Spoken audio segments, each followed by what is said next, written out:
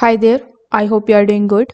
In this video, I'm going to show you how to download and install the Canon LBP 6230dn 6240 printer driver on your Windows 11. So first of all, open your web browser on your PC or on your laptop. Over here in the search bar, you just have to simply search for Canon LBP 6230dn.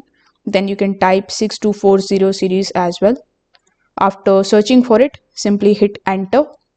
Now, when you do this, you will be landed here on this particular page where you will find bunch of different links containing LBP 6230dn.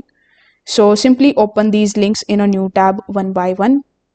Now, as you can see, this was the first link that I've opened in a new tab. When you come over here, you will directly see the option of download. When you click on the option of download, it will ask you to basically serve this particular option and click on the option of yes. So you just have to do it and the setup will be installed on your device. If you have selected the second option and if you are seeing the interface just like so, simply just select your operating system here. After that, click on the option of learn more. Then you are also going to see this type of download button. When you click on the option of download, you can simply download the driver on your device very easily.